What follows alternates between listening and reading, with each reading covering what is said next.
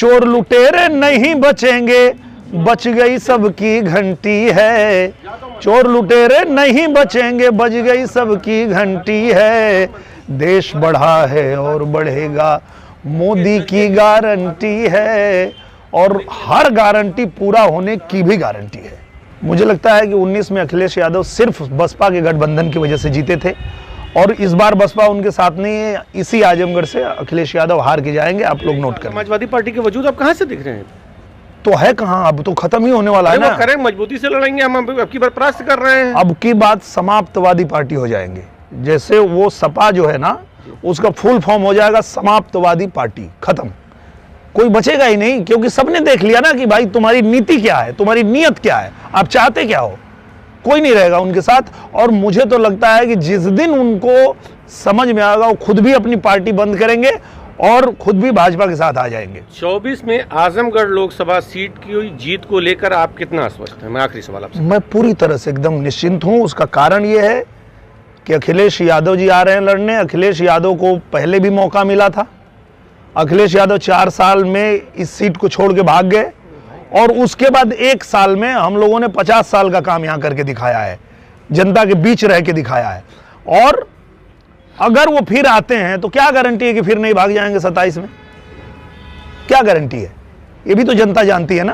तो यादव, जो मूल यादव मतदाता है, वो आपके साथ है, ये कहा जा सकता है, जैसा आपका कहना है। निश्चित रूप से, क्योंकि वो यादव मतदाता भी और वो सभी लाभार्थी जो अलग अलग योजनाओं का लाभ ले रहे हैं, प्रधानमंत्री जी की योजना का लाभ ले रहे हैं, मुख्यमंत्री जी की योजना का लाभ ले रहे हैं, उनको भी ये बात समझ में आई है कि हम लोगों को जो है ऐसे लाभ मिलता रहे। आजमगढ़ ने मुझे 1 साल दिया था, और 1 साल में आजमगढ़ के बीच रह के, जनता के बीच रह के जो हम लोगों ने काम किया है, और ये दिखाया है कि इसके पहले जिनको मौका मिला ना, वो वहाँ दिखाई देते थे और ना काम करते थे। पर हमने 1 साल यही कह के मांगा था कि उपचुनाव है और 1-1.5 साल का समय है, आप हमको दीजिए। अगर हम काम नहीं करेंगे तो फिर आप लोग आगे मौका मत दीजिएगा। तो जनता ने जो मौका दिया उस पर हम खरे उतरे, और आजमगढ़ में इन 1-1.5 सालों में इतना काम हुआ है जितना 50 साल में काम नहीं हुआ। आजमगढ़ जो है पूर्वांचल एक्सप्रेसवे से जुड़ गया, आजमगढ़ में जो है विश्वविद्यालय बन गया, आजमगढ़ में संगीत महाविद्यालय बन गया, आजमगढ़ में अटल आवासीय महाविद्यालय बन गया पहला, आजमगढ़ में नई रेलवे लाइन जो 70 साल से मांग चल रही थी, गोरखपुर, आजमगढ़ और बनारस को जोड़ा जाए, वो हो गया, वो शुरू हो गया काम।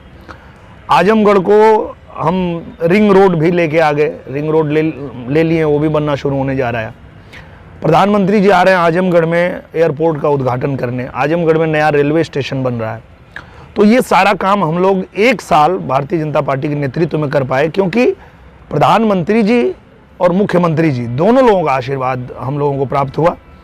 तो मुझे लगता है कि आजमगढ़ की जनता ये देख रही है कि सरकार के साथ जब रहते हैं तो कितना तेजी से विकास होता है, कितना काम होता है, और जब आप सरकार के विरोध में होते हैं तो आपका सांसद हो या आपका विधायक हो, वो बिना काम का होता है, उसको कोई मतलब नहीं होता है। और ये चुनाव प्रधानमंत्री जी का चुनाव है। नरेंद्र मोदी जी फिर से 400 सीट जीत के इस देश के तीसरी बार प्रधानमंत्री बनने जा रहे हैं। तो आजमगढ़ भी प्रधानमंत्री जी के साथ रहेगा, सरकार के साथ रहेगा, और ये जो विकास जिस तेजी से हो रहा है ये और तेजी से हो, इसके लिए 5 साल एक बार फिर हम जनता से मांग रहे हैं। आप एक काम करिए, आजमगढ़ के गांव-गांव में जाइए और सर्वे करिए।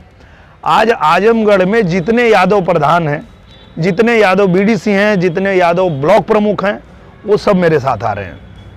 आने का कारण भी यही है कि उन्होंने देखा कि भाई नेताजी ने सदन के अंदर कह दिया कि हम जानते हैं कि हम तो प्रधानमंत्री बनेंगे नहीं, हमारी पार्टी तो आएगी नहीं, तो जो नरेंद्र मोदी जी हैं यही फिर से प्रधानमंत्री चुन के आए, क्योंकि ये पूरे देश को साथ लेके चलते हैं। ये बात जब नेताजी ने सदन के अंदर कहा था तो पूरे देश को समझ में आ गया, खाली अखिलेश जी को समझ में नहीं आया। और अखिलेश जी उसी नरेंद्र मोदी जी के खिलाफ बात करते रहे, षड्यंत्र रचते रहे, वो चाहे कि हम अपना महागठबंधन बना के रोक लें, पर नहीं रोक पाए। तो ये चीज भी देश ने देखा है। उसके बाद सबसे बड़ी बात, आज देखिए उनको जो मौर्य है, उनका क्या नाम है पूरा, जो छोड़ के चले गए अभी, स्वामी प्रसाद मौर्य क्यों छोड़ के चले गए? उनको पता है कि अगर समाजवादी पार्टी में रहेंगे तो अखिलेश यादव को खुश करने के लिए राम का विरोध करो, रामायण का विरोध करो। तो ये सबसे बड़ा मुद्दा है। यादव जो होते हैं, आपको मैं बता दूं कि भगवान कृष्ण के वंशज हैं यादव, और भगवान कृष्ण ने कहा था कि जब जब इस धरा पे धर्म की हानि होगी तो उसकी रक्षा करने के लिए मैं आऊंगा, स्वयं आऊंगा, ऐसा कृष्ण भगवान ने कहा था। और उन्हीं के वंशज के अगर लोग कितना दिन तक राम का विरोध कर पाएंगे, कितना दिन तक अपने धर्म का विरोध कर पाएंगे? उनके मन में जब आत्मग्लानि हुई है तो उनको समझ में आ गया कि नहीं, ये आदमी का पता नहीं क्या मोटो है, ये क्यों अपने धर्म के खिलाफ बात करता है, ये क्यों मोदी जी का विरोध करते करते देश के विरोध में उतर जाता है। तो इसलिए जो है उनको भी ये समझ में आया है कि अब अगर हमको अपने धर्म की रक्षा करनी है, हमको अपने पहचान की रक्षा करनी है कि यादव मतलब अपने धर्म का रक्षक होता है, यादव मतलब देशभक्त होता है, और आपके राजनीति के चलते कहीं ना कहीं उसको कभी देश के खिलाफ बात करते हैं,